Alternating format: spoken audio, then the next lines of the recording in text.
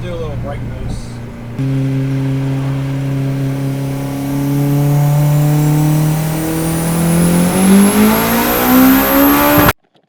What's up, guys? How is it going? Welcome to another episode on the vlog. As you saw in the thumbnail, we got something really cool. Yeah, it's a Honda. You know I'm gonna love my Nissans. I talk bad about Hondas. It's just a habit, I guess. But I can't really say shit about this one because, yeah. Ooh, yeah. You see that there? But also, if you can see it way in the back there, see that little round thingy there? It needs that much grip. It's gonna be a cool video, guys. Just hang on with it. We're gonna talk to our friend here, Hal. What's up? It's a pretty cool car. It's a fun car. It's a fun car. I bet it's a fun car. Got that big old thing on the back. Big old teeth smiling up front. Check that thing out. We'll get it pulled out in a second, get some B-roll going. But what is it? It is a 2000 Honda S2000. A 2000 Honda S2000. That kind of rolls off the tongue, huh? Just a little bit the first year they came out. Is it the first year? Mm-hmm. Yeah, Okay. They came out in 99 in Japan, but in the US it's 2000. Okay. I know about the cars, but I don't know too much about the cars. But I don't want to give away too much information in the intro. Let's go roll it out, get it in the sun, get the stabilizer going, get some B-roll going. And let's get you some facts about this bad boy.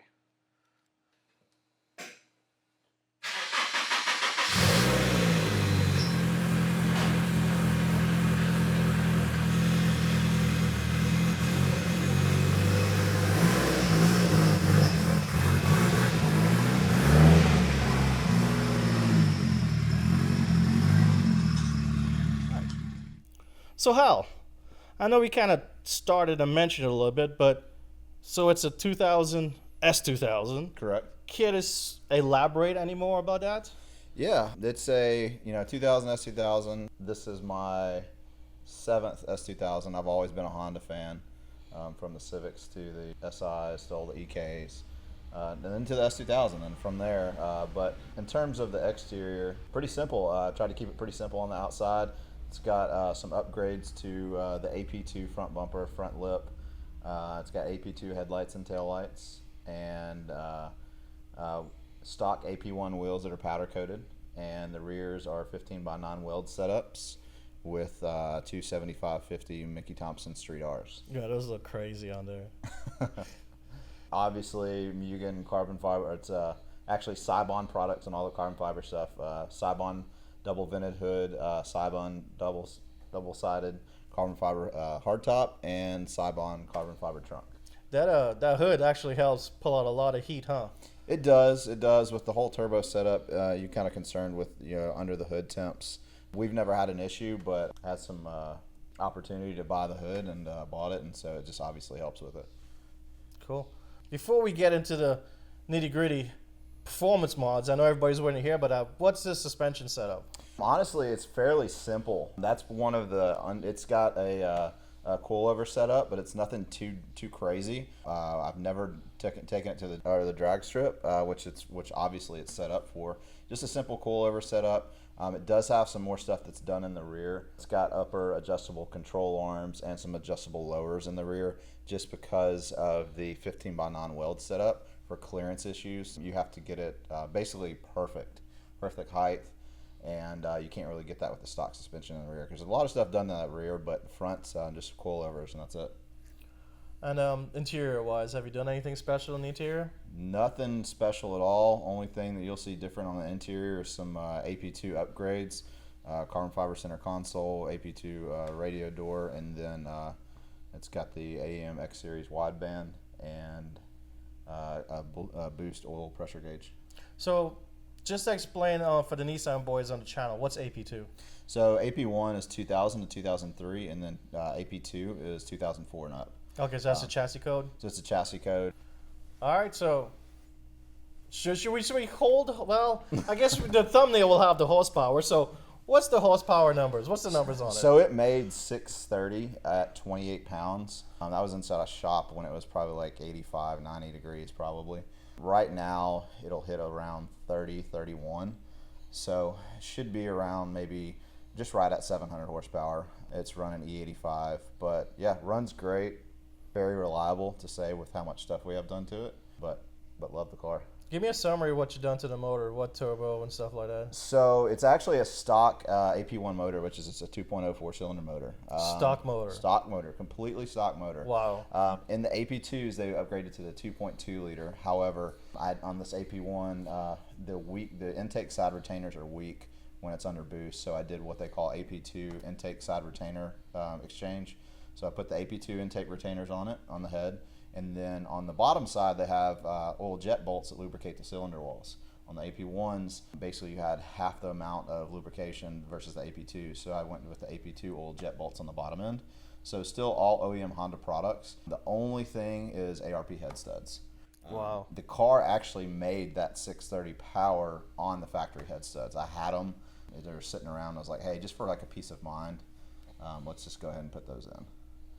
What's the PSI? 28 pounds on 630 horsepower. But in terms of turbo setup, it's a Precision 6266 turbo. It's a twin scroll manifold. All the work was done by Sky Performance. They did all the fabrication for the downpipes. It's got dual tile 38 millimeter wastegates, open wastegates. It doesn't have a full exhaust. It goes down to the rear diff and has kind of a turn down, but it does have 2 resonators, so it's pretty quiet when you're driving it, but once you get in it, once the wastegates open up, it opens up and gets pretty loud. As far as the catch, it's got dual catch can setup. It does have a CD09 trans, so you're familiar with that trans. It has a Clutchmaster's twin disc clutch, upgraded Clutchmaster cylinder to 3/4, and then it's got a 488 rear end swap with 1,000 horsepower axles. Damn. A lot of stuff. And finally, you can summarize it. What do you love about the car? I guess I keep on going back to them because when these cars came up in 2000, they tried to mimic kind of the whole F1 cockpit feel, rev to 9,000 RPMs, and they tried to bring that to the street. Very light car, being Honda, and I was Honda before the S2000s came out. It was just kind of like a no-brainer. But it's a really cool feel. It's a raw feel. And it's hard to get away from it. It's kind of the F1 feel. You're in that cockpit and you're locked in. And it's extremely fun car to drive, reliable. All right, guys, we are all mic'd up. I need to get safetied up. I was putting his on. Man, it does feel cockpit-like. Holy moly. It is very cockpit-like. All right. The little clap outside. Poly bushing mounts or solid mounts? Still poly. Still poly, okay. Still poly. Very hard, the hardest you can get, but still poly. Okay, you don't want to go solid? No, I had a previous S2000 had solid mounts, and it's probably not a bad idea that I go to that point now, but still poly right now. Okay. All right. Ooh, why are you shaking so much? It's the car. It's the car. Yeah. Alright guys, so with the wide angle adapter on the little gimbal, it's freaking out, it's jittering. You probably saw it a little earlier. So we're not fitting in cute, it'll move around and stuff, but you guys get the idea. We'll go ahead and do it without the wide angle adapter. But you ready? Ready. I'm ready. I'm actually kind of nervous. 700 horsepower, guys. Woo.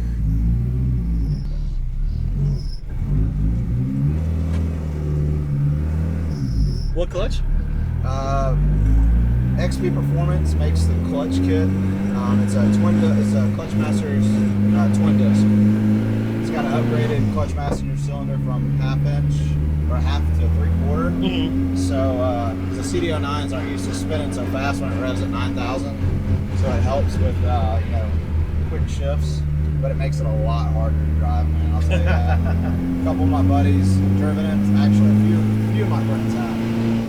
And it's just, there's like 3 other guys that can drive it. Other ones are like, no, I'm not driving anymore.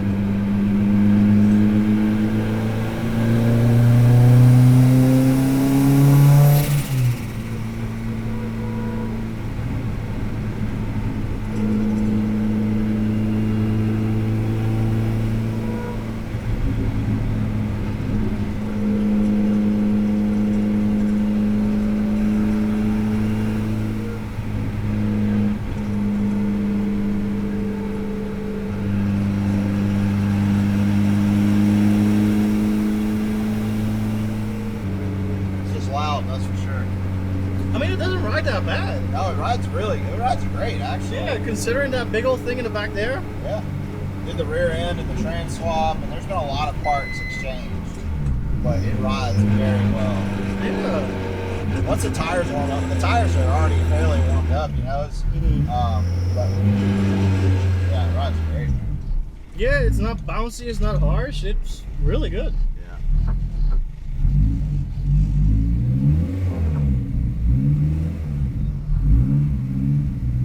Go this way.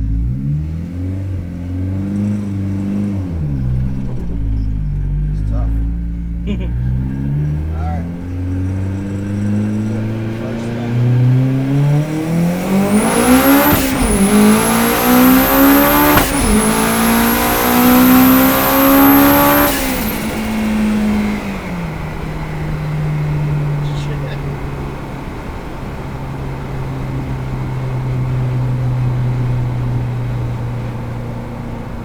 That hooks. Good. It was spinning in second. Was it? Yeah, I can feel it. Yeah, and at first, but I mean, that's good.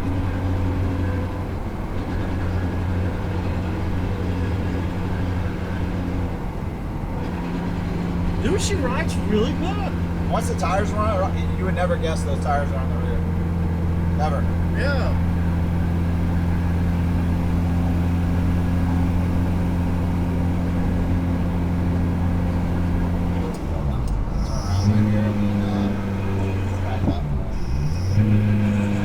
Yeah, like I said, once they warm up, you think it's just a normal tire.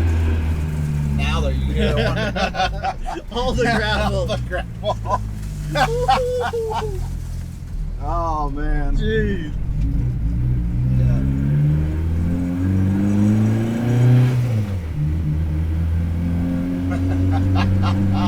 That's hilarious.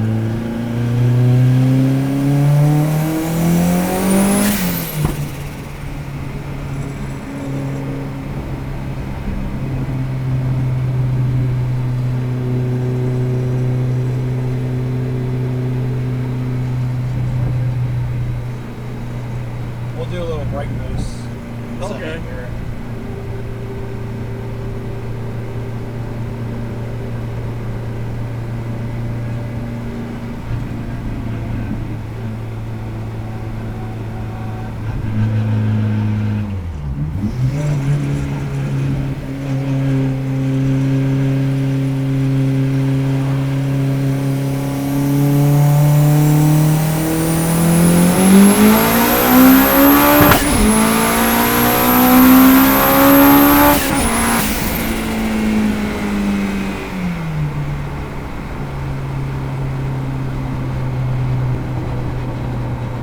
Golly.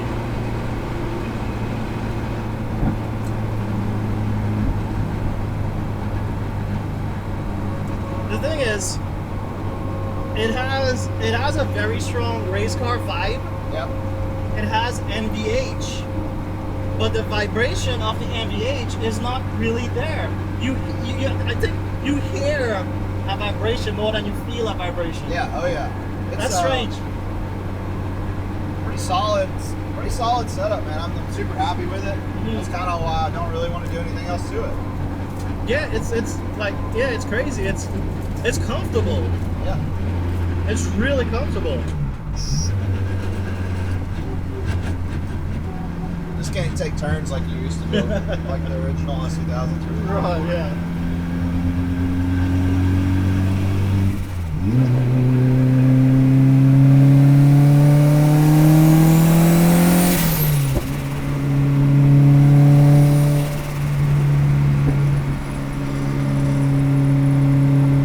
Smell that corn.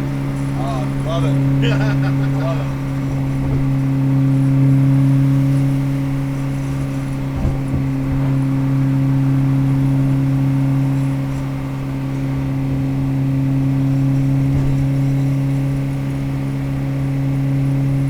Yeah, driving on the interstate.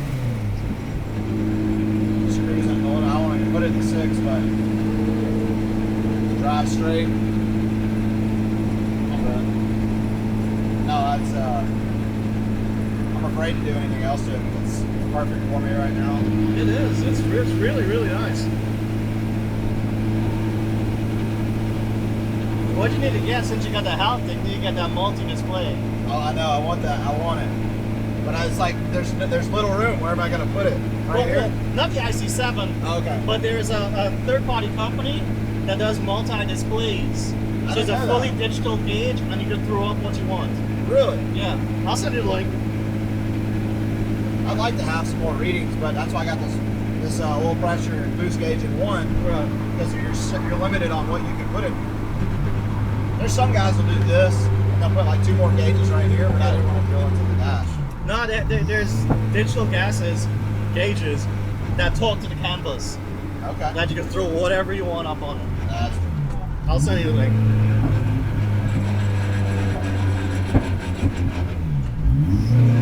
Like the harshness is just sound. The feel of the car is not harsh at all. The feel of the car is comfortable. It's very comfortable. It's crazy.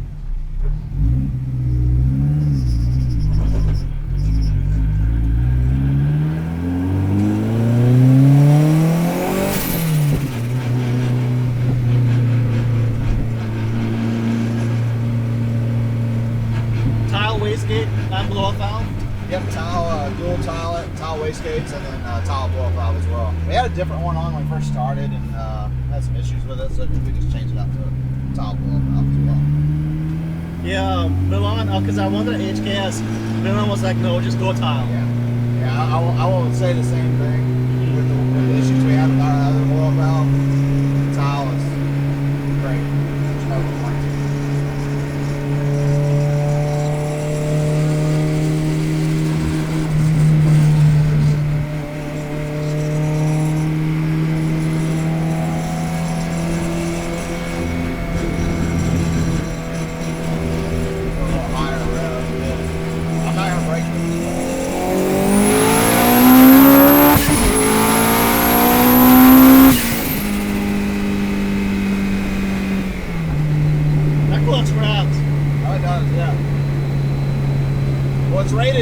All the clutches are rated for torque numbers, and Hondas don't make torque, so you never have to worry about it.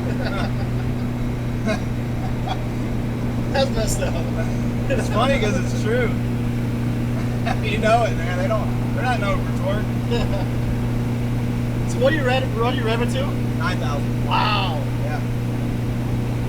Yep. All the way, man. All the way.